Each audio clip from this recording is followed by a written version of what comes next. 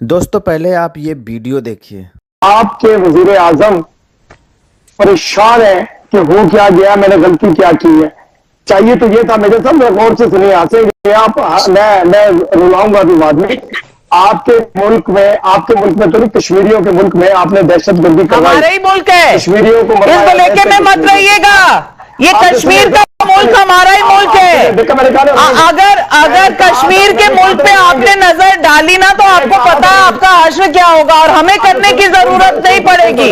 वहां रहते हुए लोग रोज आपको बता रहे हैं कि कश्मीर की तरफ मत आइएगा, हम भारत के साथ ही ठीक है।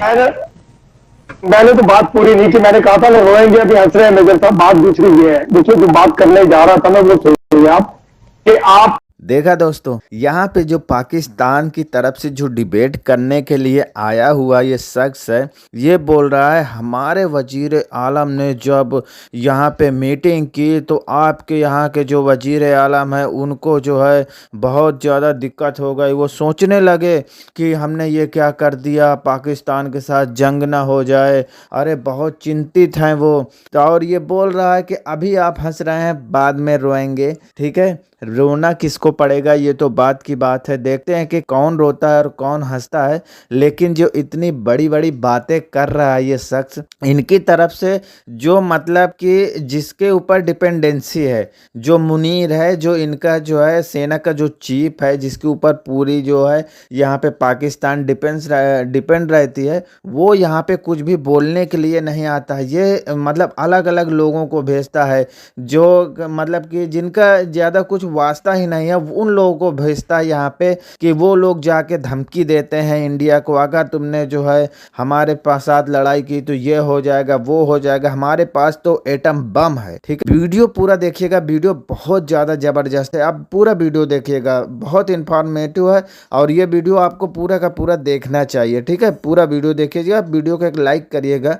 चलिए वीडियो को चालू करते हैं। जंग आपने की नहीं, ऊपर से रो आप अलग रहे। बहुत शुक्रिया जी। मैं ये कहूंगा, जब कहीं बारात लेकर के जानी होती है तो 24 घंटे जागना पड़ता है। कभी मेहंदी होती है, कभी माइयां होती है और फिर बारात बनती है। फिर जाते हैं किसी के घर बारात लेकर के। हम बारात तैयार कर रहे हैं आपकी तरफ आने के लिए, आप बेफिक्र रहिए। बड़ी खुशी की बात है, आज मेजर गौरव आर्या से भी हमारी मुलाकात आपने करवा दी, तो मैं सलाम पेश करता हूँ मेजर साहब आपको भी। तो बात यह है कि तैयारी कीजिए मेजर साहब, हम तैयार हैं। अभी मेरे दोस्त पाकिस्तानी फरमा रहे थे कि पश्तूनों ने कहा कि हम क्यों जंग लड़े, आर्मी जंग में। पश्तून बॉर्डर पे पहुंचे खड़े हैं आपके लिए, आप बेफिक्र रहिए। पश्तून सबसे पहले हाजिर होते हैं अपने मुल्क की हिफाजत के लिए। हम तमाम हाजिर हैं, हम अपने मुल्क के लिए अपना खून का आखिरी कतरा तक देंगे इंशाल्लाह। और हम सीसा पिलाई हुई दीवार की तरह अपनी आर्मी के साथ, अपने इदारों के साथ, अपने मुल्क के साथ खड़े। तो अता तारा ने अगर रात को प्रेस कॉन्फ्रेंस की है, उसका असर ये हुआ कि आपके वजीर आजम परेशान है कि हो क्या गया, मैंने गलती क्या की है। चाहिए तो ये था मेरे साथ, गौर से सुनिए, हंसेंगे आप, मैं रुलाऊंगा भी बाद में। आपके मुल्क में तो नहीं, कश्मीरियों के मुल्क में आपने दहशतगर्दी करवाई। हमारा ही मुल्क है, कश्मीरियों को इसको लेके में मत रहिएगा। ये कश्मीर का मुल्क हमारा ही मुल्क है। अगर कश्मीर के मुल्क पे आपने नजर डाली ना तो आपको पता है आपका हश्र क्या होगा, और हमें करने की जरूरत नहीं पड़ेगी। वहां रहते हुए लोग रोज आपको बता रहे हैं कि कश्मीर की तरफ मत आइएगा, हम भारत के साथ ही ठीक है। मैंने तो बात पूरी नहीं की, मैंने कहा था ना रोएंगे, अभी हंस रहे हैं मेजर साहब। बात दूसरी ये है, देखिए जो बात करने जा रहा था मैं वो सुनिए आप, कि आपके जहां आपने कब्जा किया हुआ वहां दहशतगर्दी हुई, लोगों को मारा गया नेताओं को। क्या आपने किसी दहशतगर्द को पकड़ा या कोशिश की या पीछा करने की कोशिश की कि चलो अगर मार के भाग भी गया, जंगल में गया, आसमान पे चला गया, कब्र पे चला गया, उसको तलाश करने की बजाय आपने पाकिस्तान पे चढ़ाई करने की सोच ली। आपने सोच कैसे लिया कि आप पाकिस्तान से लड़ेंगे, पाकिस्तान से जंग करेंगे, पाकिस्तान की तरफ बुरी नजर? क्योंकि वो दहशतगर्द आपके चचा है ना, आपके चचा हैं हाफिज सईद और वो मसूद अजहर। अब गौरव आर्या जी, कश्मीर पर मेजर गौरव आर्या जी, ये जिस तरह कश्मीर की बात कर रहे हैं, ये आपको रुलाने आए थे। आज देश चाहता है कि जवाब आप चीख निकली कि नहीं? नहीं, मैं भट्टी साहब का स्वागत करता हूं और हमारे साथ कई डिबेट्स में रह चुके हैं, तो पहली बार नहीं है, और बहुत पुराना हमारा इनके साथ डिबेट्स के थ्रू। इरशाद अहमद साहब है। अच्छा, हाँ, इरशाद अहमद भट्टी साहब इनका। तो मैं इनको यही कहना चाहता हूँ इरशाद साहब को, मेरी रिक्वेस्ट है इरशाद साहब कि इरशाद साहब, जो भी आपने बोला और जो भी आपके पॉलिटिशियंस ने बोला कि लकड़ियां कम पड़ जाएंगी, हिंदुओं की लाशें इतनी होंगी, या फिर नदी में पानी अगर नहीं बहेगा तो उनका खून बहेगा, ये सभी अच्छी अच्छी बातें हैं, मुझे सुन के अच्छा लगा। मैं सिर्फ ये चाहता था कि कोई फौजी वर्दी वाला ऐसी बात बोले सर। तो आपका जैसे ना रेल का मिनिस्टर भट्टी साहब, रेल का मिनिस्टर, मेरी बात सुन भट्टी साहब, विथ योर परमिशन सर। और सर एक मिनट भट्टी साहब, मैं आपसे रिक्वेस्ट करने लगा सर प्लीज। नहीं, बिल्कुल, आप बिल्कुल फौजी हैं सर, आप 4 स्टार जनरल हैं सर, आप 4 स्टार जनरल हैं। मैं कह रहा हूं ना आपसे, आप मेरी रिक्वेस्ट है, मुझे बोलने दें प्लीज। बिल्कुल sir, I am very impress sir, जज्बे वाली कौम है, बटन दबाते ही सब फट जाते हैं एक साथ। मैं इम्प्रेस्ड हूं, मैं सैल्यूट कर रहा हूं सर आपको, आप मुझे बोलने तो दे सर, बोलने दें प्लीज, मेरी रिक्वेस्ट है आपसे। मैं बोलूंगा तो अरे हुजूर, आप बोलने नहीं दे रहे, फिर कैसे काम चलेगा? अच्छा, I hope the T is fantastic sir. Anyway, कोई बात नहीं सर। ऐसा है कि भट्टी साहब, मैं आपसे ये कहने लगा था कि सब देखिए, आपके फौजी तो सिपा सालार, आपके आर्मी चीफ गायब हैं, ठीक है, और आपके ISPR वाले नपी तुली बात बोलते हैं, नपी तुली। ये जो बड़ी बड़ी बातें हैं, मैं ये चाहता हूं कि आपके आर्मी चीफ भी, क्योंकि देखिए मैं आपको बताता हूं सिंपल सी बात, होता ऐसा है सर कि कोई भी देश में जो पावरफुल होता है उसको स्पीच देनी होती है, उसको बोलना पड़ता है, धमकी उसके मुंह से अच्छी लगती है।